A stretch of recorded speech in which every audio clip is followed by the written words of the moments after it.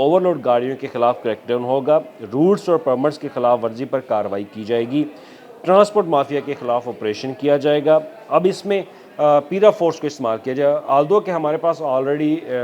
RTA यानी कि हमारी जो रीजनल ट्रांसपोर्ट फोर्स है वो ऑलरेडी है। आपने देखा होगा कि जगह जगह रिक्शों के ऊपर चलान किया जा रहा है, लेकिन वो ट्रांसपोर्ट की एक अलग से उनकी फ़ोर्स है और उसके बाद आपकी पब्लिक ट्रांसपोर्ट के ऊपर उनको फ़ाइन किए जा रहे हैं। लेकिन अब पीरा फोर्स को ट्रांसपोर्ट को कंट्रोल करने के लिए इस्तेमाल किया जाएगा। जो किरायों में बिला वजह खुद साख्ता इजाफा करते हैं उनके खिलाफ कार्रवाई होगी,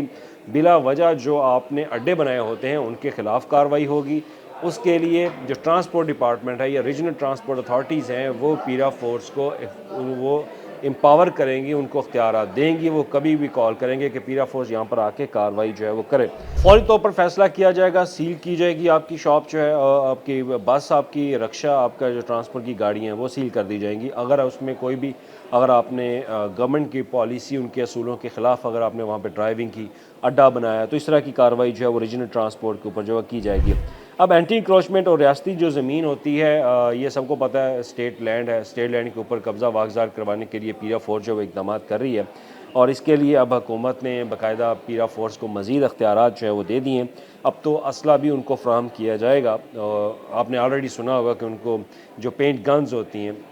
बैलेट गन्स, वो उनको प्रोवाइड की जा रही हैं, उनको मज़ीद ताकतवर बनाया जा रहा है ताकि सूबे के अंदर जो इन्फोर्समेंट का एक असल मसला जो है उसको फ़ौरी तौर पर ओवरकम जो है वो किया जाए और लोगों को आगाह किया जाए कि जनाब ये जो चीज़ें जो हुकूमत के असूलों के ख़िलाफ़ हैं उनके ऊपर फ़ौरी तौर पर कार्रवाई जो है वो की जाए। अब इसमें तेज़ और सख्त इन्फोर्समेंट अब मज़ीद होगी, एहतसाब जो है वो मज़ीद आपका किया जाएगा, लेकिन